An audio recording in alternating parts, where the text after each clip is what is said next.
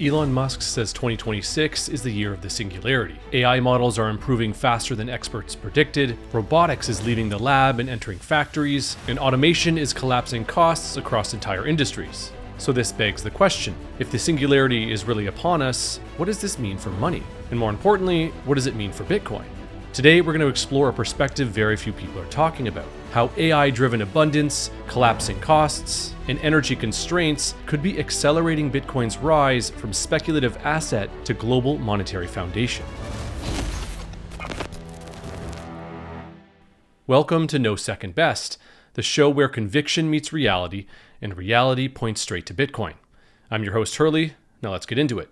Now, there's no question we're living through something unprecedented. AI isn't just getting better, it's accelerating at breakneck speeds. Models that were state-of-the-art a year ago are already obsolete. Tasks that once required teams now take minutes. Robotics, energy systems, logistics, and manufacturing are all converging. And this is where Elon's singularity comment matters. Not because it's provocative, but because it reflects how people at the frontier of this technological revolution are thinking about the future of abundance. Now, before we go any further, I think it's worth revisiting this clip of Elon on how he thinks about the future of money. What do you think money will be in the future, Elon? I think long term, I think money disappears as a concept, honestly. It's strange, but in a future where anyone can have anything, I think you no longer need money as a database for labor allocation. If AI and robotics are big enough to satisfy all human needs, then money is no longer, its relevance declines dramatically. Energy is the true currency. This is why I said Bitcoin is based on energy. You can't legislate energy. You can't just pass a law and suddenly have a lot of energy. It's very difficult to generate energy, or especially to harness energy in a useful way to do useful work. So I think that we won't have money, and probably we'll just have energy, power generation as the de facto currency. Elon is absolutely right about one thing. The singularity is not about consciousness. It's not theological and it's not metaphysical. It's economic. It's about cost collapse. As AI and automation improve, the marginal cost of intelligence trends towards zero. Productivity explodes and scarcity migrates. Now, just briefly, I want to say this clearly. I don't personally worry about AI becoming conscious. Consciousness is not computation. In my view, it's a gift from our creator that separates humans from animals. While intellect can be scaled, I don't believe consciousness can be engineered. AI will become faster than us and smarter than us in narrow domains, but it will never become human. So I think Elon is spot on about a future of abundance where our ideas of money and energy is completely altered. Where I believe he goes too far is this idea that money disappears entirely. Because even in a world of abundance, coordination still matters. Truth still matters. Settlement still matters. And that brings us to continue his thought on Bitcoin. In the last episode, we framed Bitcoin as an escape hatch, a peaceful exit from a morally corrupt system, and a hedge against failing institutions. We presented Bitcoin as the only form of money that exists outside a fundamentally broken system. That framing is still true. But today's episode looks at it from the opposite side of the coin. While yesterday's arguments framed Bitcoin as defensive, today we're looking at it as forward-looking. Because Bitcoin is not just an escape from the old system. It's the foundation of the next one. And few have articulated this better than Jordi Visser. So one of the reasons that I always say that Bitcoin is the purest AI trade is a phrase that Michael Saylor has used, which I think fits in with what you just said, which is the people who have the most to lose will be the last to adopt to Bitcoin. Mm-hmm. With AI and with what you're describing, the people that have the most to lose will be the ones who avoid do anything for as long as they can. Meaning if you have something to lose, whether it's data, whether it's, revenues, whether it's culture, whether it's whatever, if you're just a person sitting at home building a business, you don't have as much to lose. Mm-hmm. So I think people have to start realizing that what AI is it is the more you have to lose, the harder it is to go full boat in. On the flip side, if you have nothing to lose, you should be focused on doing it because that's your edge. AI doesn't just make things faster or cheaper, it compresses time itself by collapsing the gap between an idea and its execution. It shortens the distance between advantage and obsolescence. And it does that everywhere and all at once. In a world like that, the biggest risk isn't volatility. It's clinging to systems that were designed for a dying era. That's what Jordy is really getting at. Bitcoin doesn't reward incumbency. It doesn't protect legacy power. It doesn't care how things used to work. It rewards adaptability. And the faster the world changes, the more punishing it becomes to sit still. That's why framing Bitcoin as just a speculative asset completely misses the point. On Tuesday, we talked about Bitcoin as a way to opt out when things start to fracture. This framing is about what you opt into. Because the Singularity doesn't just break old systems, it forces new ones to form. And when intelligence becomes cheap, fast, and abundant, the things that don't scale become more important, not less. Which brings us to the physical world. And I think this is where a lot of people get tripped up. When they hear AI or Singularity, they imagine everything floating into the cloud. Pure software, pure abstraction. A kind of digital ether where the physical world fades into irrelevance. But that's not how this actually works. In fact, the more powerful AI becomes, the more it collides with physical constraints. Energy, hardware, security, latency, and reliability. All of a sudden, the real bottlenecks aren't ideas or intelligence, they're atoms. As AI systems move from demos to deployment, from assistants to agents, they can't just live somewhere else on the internet. They have to act, they have to decide, and they have to execute. And that means they need to be close to the real world. That comes in the form of on-site servers, dedicated infrastructure, and energy that can't blink. Systems that don't fail.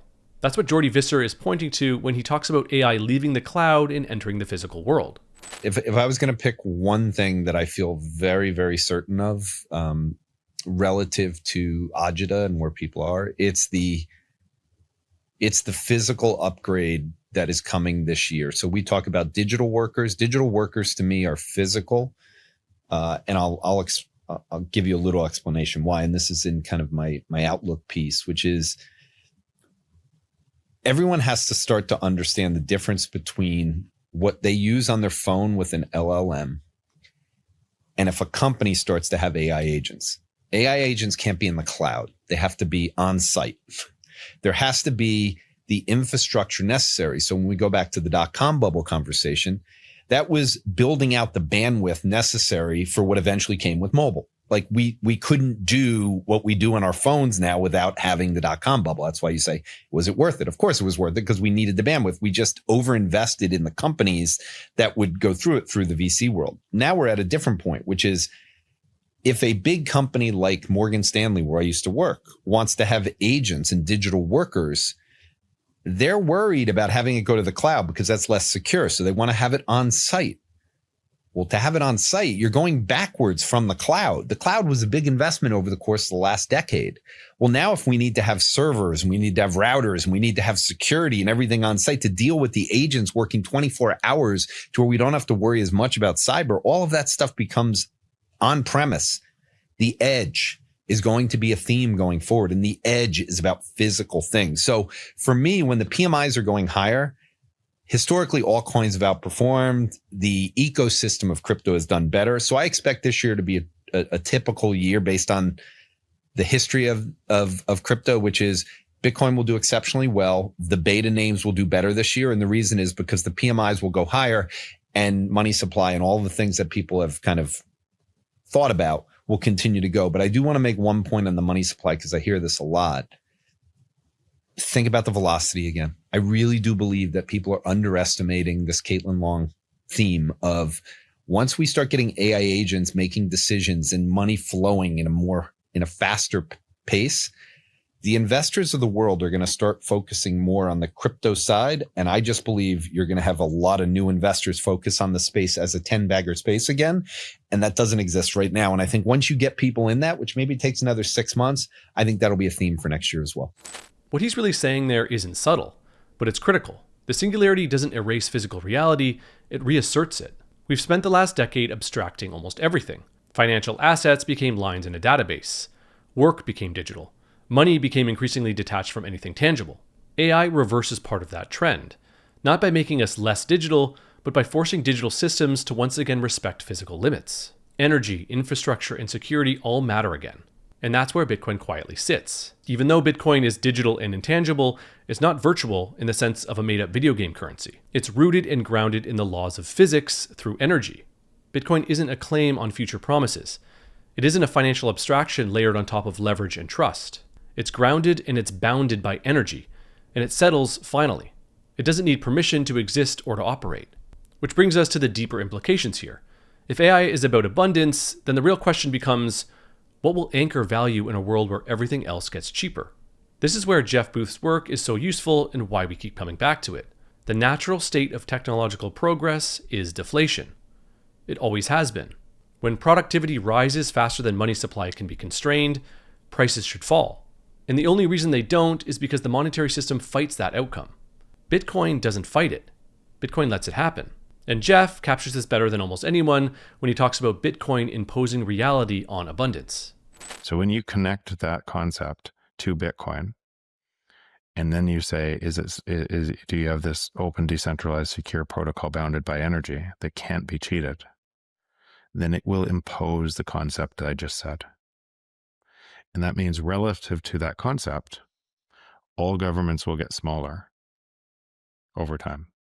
It means relative to that, all the debt in the world will be repriced, and there'll be way smaller debt on the new system.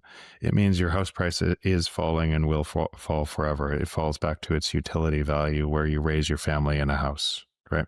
Because it's a beautiful neighborhood with your friends and family and kids riding their bikes, instead of a store of value against depreciate currencies that are being devalued.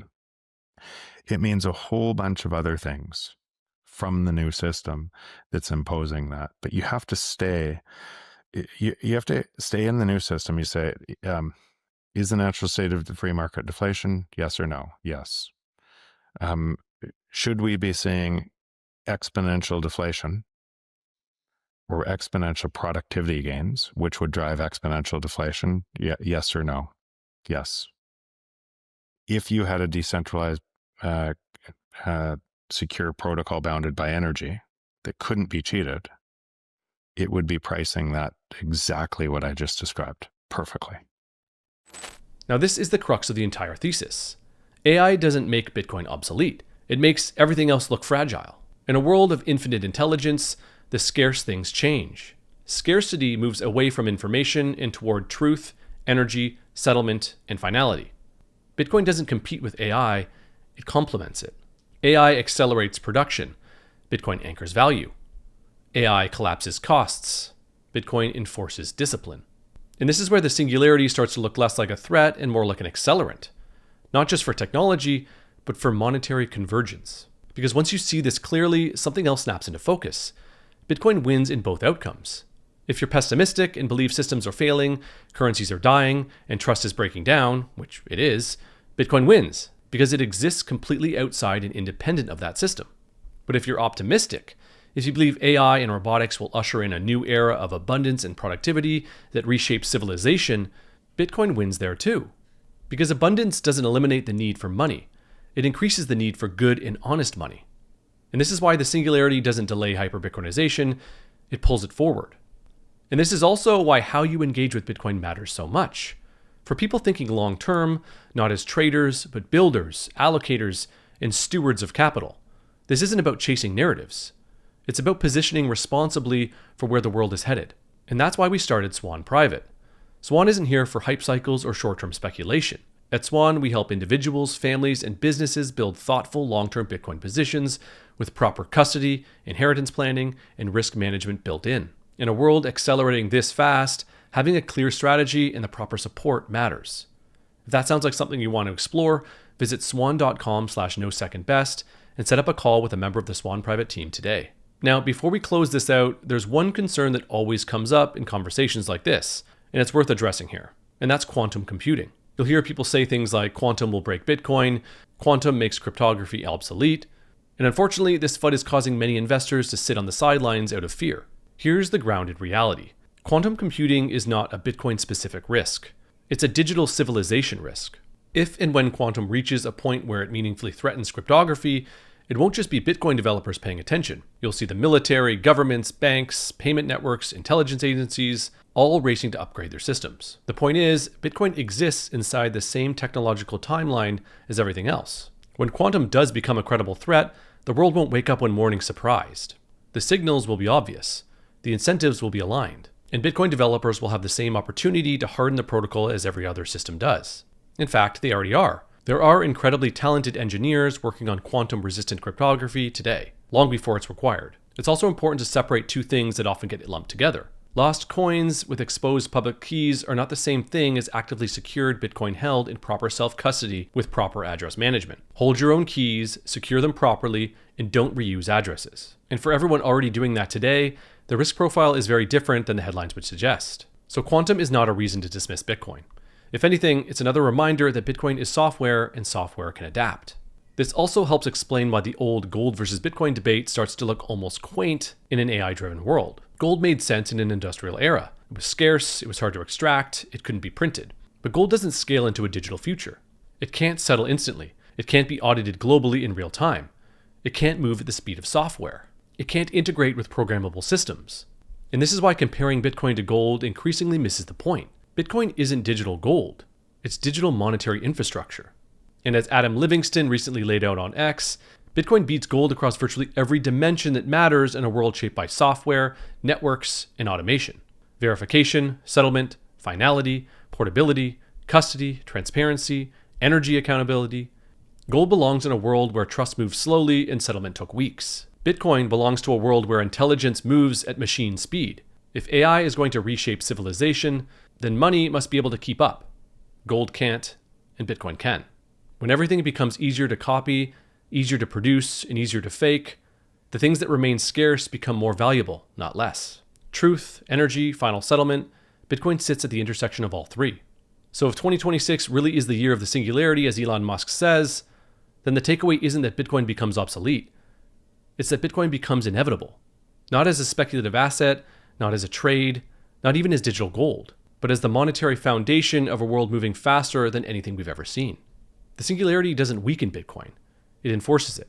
And once you see that clearly, it's impossible to unsee it. Now I want to hear from you. Do you think the singularity accelerates Bitcoin's role as money? How do you see 2026 playing out? Let me know in the comments, and if you found this episode valuable, please hit the like button and share it with someone. This really helps this video get in front of more people who are trying to think clearly about where the world is headed. And if you're not already subscribed to the Swan Bitcoin channel, make sure you are. We're going to keep digging into the ideas that matter as Bitcoin collides with technology, energy, and global systems in real time. That's it from me. Thanks for watching. I'll see you in the next one. And remember, there is no second best money.